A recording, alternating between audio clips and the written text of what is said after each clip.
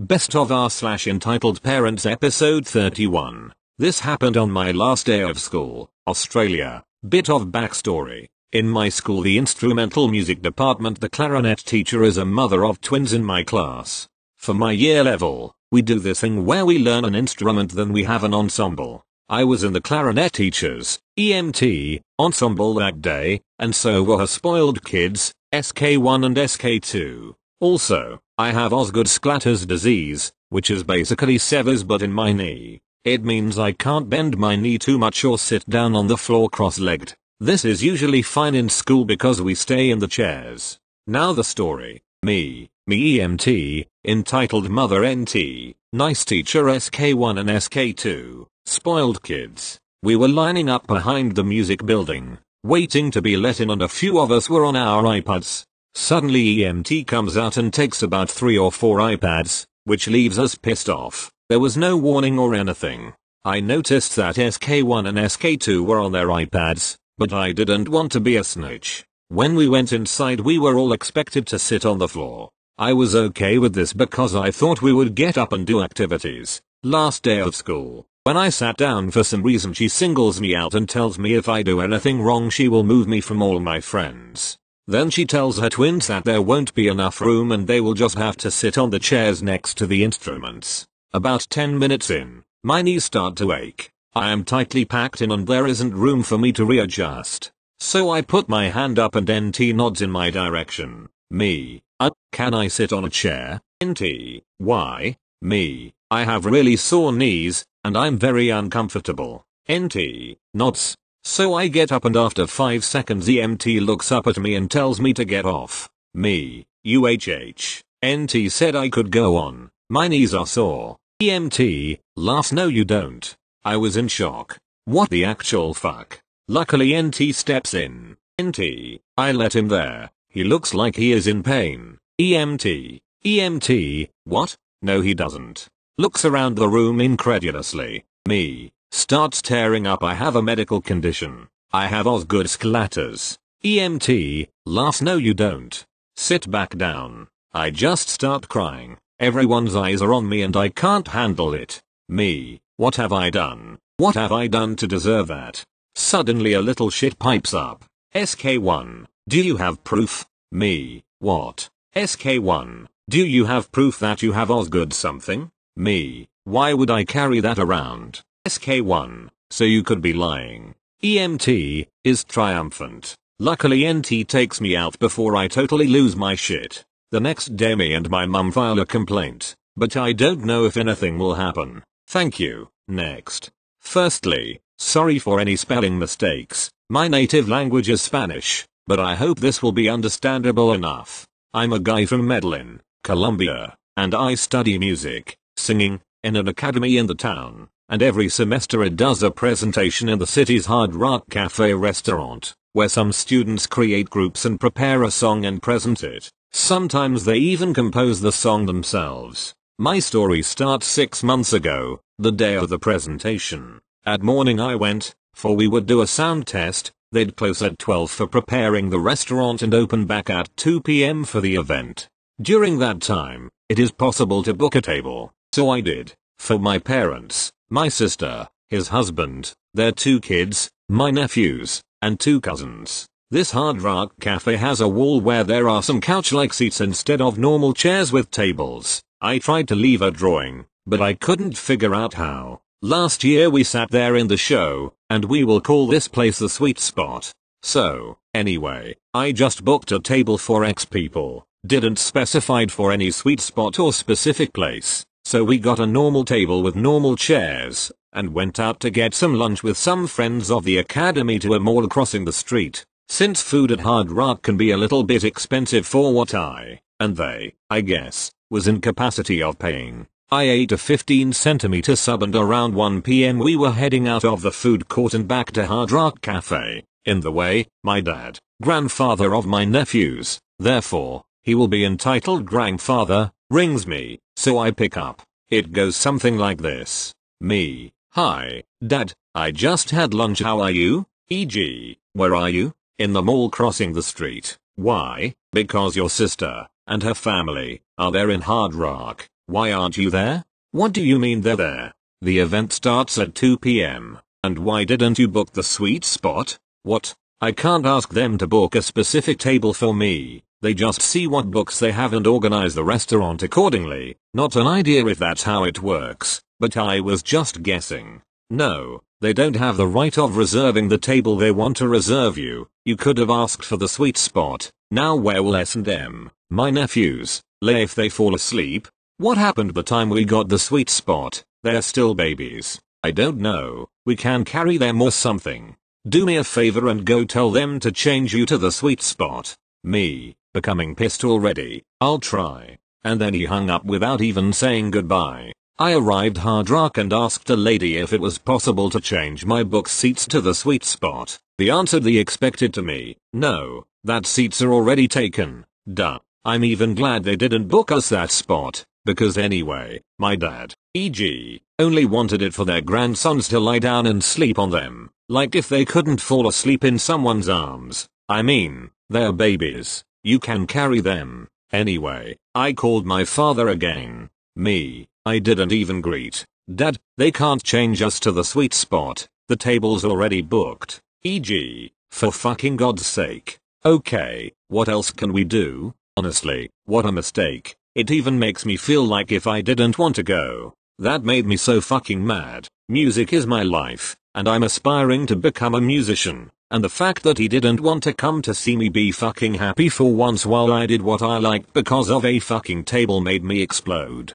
I talked to him in a cold, serious way. I think the maddest I had ever talked to him. The assistance is not an obligation, Dad, so don't come if you don't want to, and I hung up and went inside with my family. My brother-in-law, my sister's husband, I Google translated it, nor my sister were mad about not being in the stupid sweet spot, so there was no worries. My mom came afterwards along with my cousins, and some time afterwards, him. I didn't directed words at all to him during the event, except for some short answers when he told me something, just for being a little bit polite. What bothered me the most is that, when he arrived he said to me, my baby, don't say that things. Why wouldn't I want to come to your presentations? Because of a stupid fucking table. You know that I will always be with you in your dreams. Canned laughters. He was acting so natural, as if he wasn't mad at anything at all. My dad is a good man, but when he starts with his entitled shit for his grandsons, he seriously gets me pissed, and even more when he acts like nothing is wrong towards me. The rest of the day was normal though. I sung on the stage. Curiously maybe, the song I prepared was Numb by Linkin Park, which really expressed the way I was feeling in that moment, and won the applause of the public, and I assure you, there's no more comforting sensation. It really helped me getting it out of my chest. Thank you. Next. LTLFTP. So not really sure if this technically fits, but it involves an EP. If not, let me know. This happened a good while ago, but I was discussing it with my mom recently, so it's still fresh in the one part of conversation here. I always remembered as I had never heard my mom angry at anyone other than me and my brother before. It was scary enough. Also, I can't tell a short story to save my life. Sorry. TLDR at the end. Background. So when I was around 15, our two dogs, who are both the same age, had him since he was a puppy for company for a 17-year-old Basset Hound, who sadly passed, so we adopted a female Basset to keep him company. Had been together for a year around this point. With neither of them being neutered, they decided it would be loads of fun to make a S-load of puppies. And I mean, she birthed 13, but 11 lived as 2 were stillbirths, with us helping to raise them too, as it was a lot of puppies. As they were purebred Basset Hounds, they were quite expensive dogs to buy, so we sold them to people. For the price they paid us, we neutered and chipped the dogs, as well as giving them pet insurance forms and an application to join the Dog Breeders Association of where we live. Both could be sent only by the owner and both cost money, but we did not let people register the puppy under our number as they were not our dogs and it was illegal, but it would be cheaper for the new owners.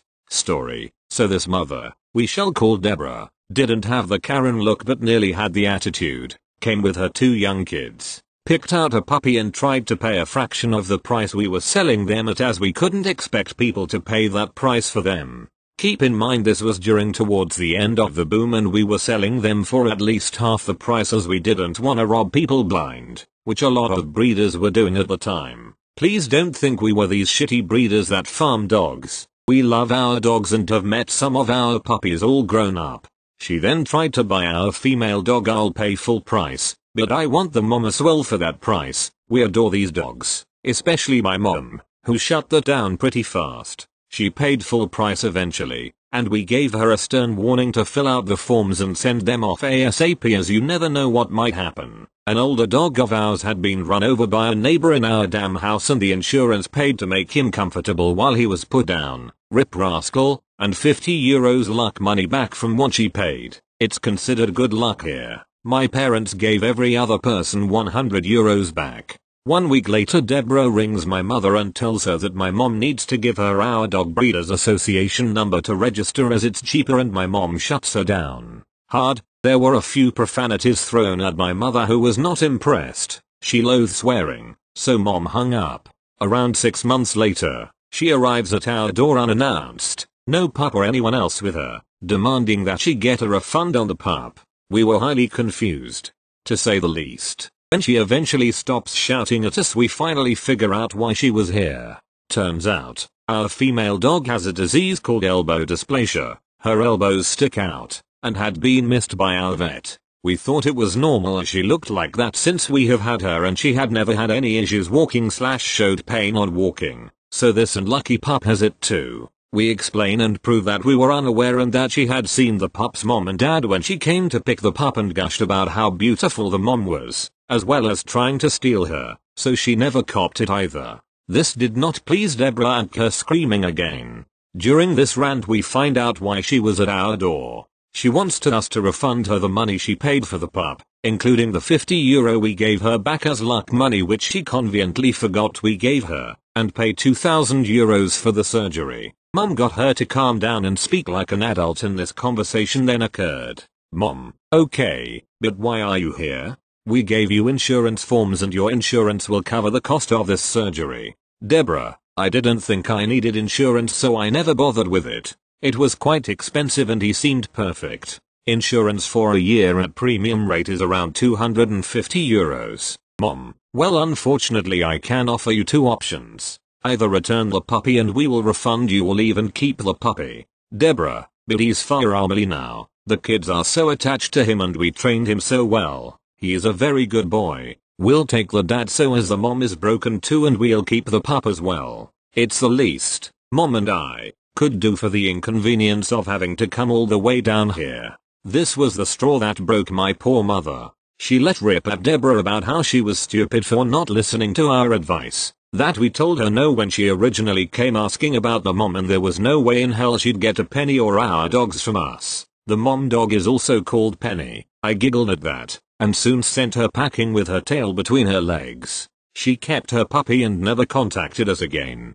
I hope that poor baby was okay and mom says if the pup had been there with her she would have taken him and given her back the money there and then. Edit. Pup attacks. TLDR. Rude woman buys one of our pups. Tries to buy the mom off us as well as the pup for the price of the pup, gets shot down, returns 6 months later trying to get us to pay for surgery for the dog, which would have been covered by insurance but we didn't think we needed it, and get her money back. Got shot down and now must pay €2,000 for surgery for the pup. Thank you. Next. This happened when I was 10. Some background cause it's important. My grandma has always lived in the States. She would visit every Christmas. My sister is 2 years younger than me and we lived next door to my aunt who had a daughter my age. As we were kids, we would always play together and were close, but we'd have our fights too, like kids, you know. Anyway, one Christmas my grandma came to visit and took the three of us to buy the newest Barbie roller skates and accessories.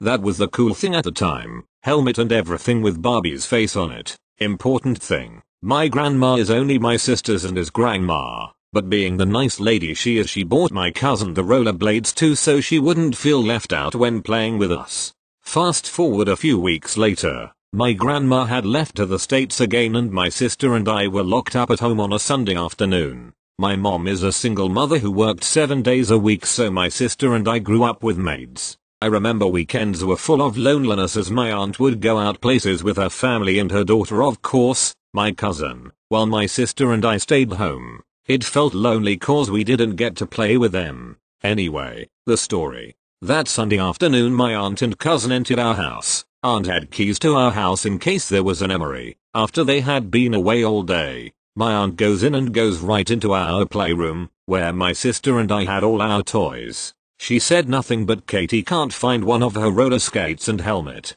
Mind you, the 3 pairs of roller skates and accessories were all the same. My sister and I had ours in our house and my cousin at hers, obviously. Turns out my cousin had lost hers and my aunt came to take ours. They took toys from 2 little girls who had no one to defend them at their own home. Keep in mind it was my grandma who had bought these for my cousin. Well, that's the story. Edit. Ending. My cousin found her stuff in her dad's car and came over later to give our stuff back. There were no apologies. I wouldn't expect an apology from my cousin, but my aunt's attitude had me baffled even back then. Thank you. Next. So from about 2013 to 2017, I worked and helped out in my sister's bakery. It was just us all day every day. Now bakeries are magnets to kids and their parents. That is understandable. Because of this, I had nearly daily encounters with entitled parents and their kids. I got a million stories to tell, but this one that I remember very well. Entitled parent will be EP and her child will be SB, spoiled brat.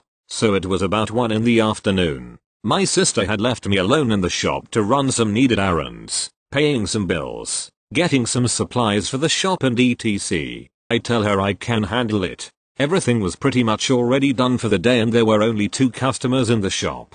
Very quiet and I already finished the chores in the back. I sit down at the computer and play on my phone for a bit. Now I heard SB before they were even inside the shop. I see him and his mom walking on the sidewalk towards the door. SB is screaming and crying bloody murder. He is red in the face, hitting and kicking his mom's legs. He looks about 4 or 5 years old. EP looked to be her early 20s. EP walks up to the counter. I put my phone away and go into customer service mode. Me. Hi. Welcome to. How can I help you? EP. A vanilla latte, and is the Wi-Fi free? I tell her yes. Point out which Wi-Fi name is ours and make her latte. The whole time her son is still crying and screaming. EP is ignoring. Literally ignoring him. She drops some toys out her purse for him, like he's a dog. Sits down and starts browsing on her phone. The toys seem to calm her kid some and he starts to play. When I bring over her latte, she says I'll only be an hour waiting on an email. I go back behind the counter. Soon enough SB gets bored with his toys and starts screaming again. He yelling mommy to the top of his lungs, kicking her and clearly trying to get her attention. She never looks up from her phone. SB starts taking his rage out on the shop. He kicks other table, throws his toys, kicks the display case and tries stealing cookies from the 2 other customers in the shop. I am shocked. His mother never looks up from her phone, not even once. I apologize to the other customers and replace their cookies on the house. Me. Excuse me, mom, your son is disturbing other customers and kicking the display case. It can move if he manages to unlock the brakes. It's dangerous. EP.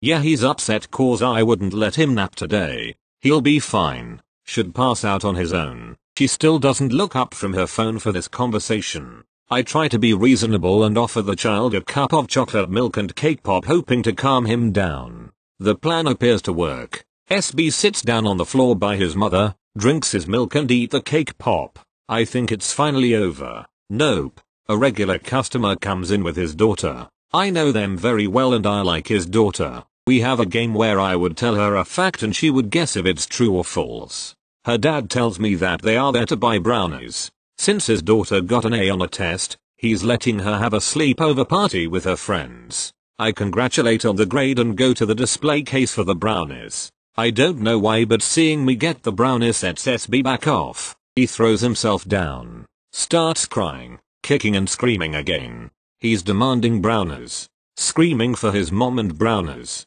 EP looks up finally, looks at brownies then at me. EP sighs, can I have one of those? Whatever to shut him up. Now here I decided to have a little revenge. I tell her one moment since I busy with my regular customer. He wants a dozen brownies for the party. I count out the dozen and then give him what's left on the tray, about 6 brownies on the house. I tell his daughter they are for her since she did so well on the test. They pay and leave. EP comes up to the counter after that. EP, can I have a brownie? Barely looking up from her phone. She is glued to her phone. Me trying not to smile like the Cheshire Cat. I'm sorry, but he bought all we had and we won't have any more out till tomorrow. Can I offer your son something else? We got cookies and many kids like our chocolate chip. EP, whatever. I just want him to shut up. She bought him a cookie. SB isn't having it. He stomped on and destroyed the cookie. I had to sweep and clean up the floor while he continued to have a fit. His mother continues to ignore him. To cut this long story short, they stayed for about an hour and a half before EP left, dragging her SB behind her. I swear that child never took a breath while he screamed. And his mother just didn't care. I kinda felt sorry for him. Clearly he wanted mom's attention and all she wanted was to play on her phone and for him to shut up. I told my sister about when we were closing out. She couldn't believe it and said if they came back, to let EP know that she will be asked to leave if it happens again. Thankfully I can't recall ever seeing her and her child again. I have many more stories of entitled parents and I'll be posting them if you like this one. Thank you. Next. This happened to me today, and it isn't something crazy like other posts here, but I just don't know what to do. This also isn't about the kids, but more about just being entitled. So, here's a bit of backstory. I work at a McDonald's, and don't get me wrong, it's awesome. Like many fast food restaurants, we have to be able to work at least 2 times while Christmas holidays, either on the 24, 25, 31 or 1. Here's the cast. EP, 40 years old mom, also my co-worker me, my boss, my boss. I usually work on weekends, and every year the list you need to put your name on to say when you are free is put out on the Monday prior Christmas week. When I got to work on Friday, the list was almost full, and given I'm out of town the 31 and 1, I put my name at the bottom of the 24 and 25 rows, which also was the last place in the 25 row. What is important to understand is that you can choose whether you work the morning shift or the night shift, and if you don't write your name anywhere, they will get you a random shift. EP comes up behind me and tells me I can't take the last place because she has the priority. I just look at her, confused as hell, and ask her why. She then said that because she had kids, she needed it more than me, when her name was already written in all of the other rows. I told her about the things I had planned already and I also made her realize that I was someone's kid. We argue for a bit and I tell her that I don't want to get in trouble for not coming in for my shift because I'm on vacation and need to get the 2 last places. Things ended there, and I'm pretty sure she's going to talk about it to my boss, so I don't know if I'm in the wrong. English isn't my first language, so if you need more explanation to help me just ask. Thank you. Next. For context, during my freshman year of college, I got assigned a random roommate. This had me all sorts of worried and turns out that my roommate and I never got along. Sorry for how long it is. I was a fairly quiet person and that for some reason irked her greatly and she would slam drawers, doors and a bunch of crap to let me know that she was pissed. Besides coming home at 1 AM and creating a fuckton of noise while I was trying to sleep for my 9 AM class the next morning, she didn't have anything until 12. She constantly brought her friends into our room. No hate on that. And they would disrespect my stuff constantly, like getting my PS4 controller sticky. We ended up talking to the RA, cause I was trying to smooth things over as nicely as possible. That apparently made her super angry and she would rant to her mom about how awful and horrible I am, supposedly. So at the end of the year, we are packing up our stuff to move out of the dorm room.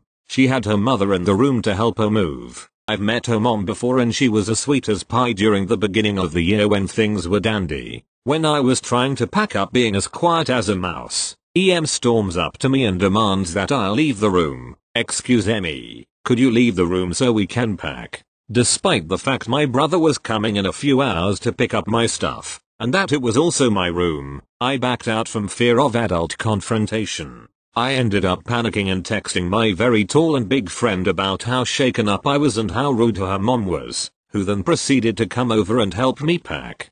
My friend, being as sweet as hell, introduced himself and said we were gonna pack in the room and we wouldn't be a bother. Her mom basically copied her daughter's attitude by slamming drawers, doors and being a downright nasty passive-aggressive bitch. Guess the bitch apple doesn't fall far from the bitch tree. I later told this story to my mom, who was totally shocked and said even if your roommate was a bitch to you, I would have the decency to be civil.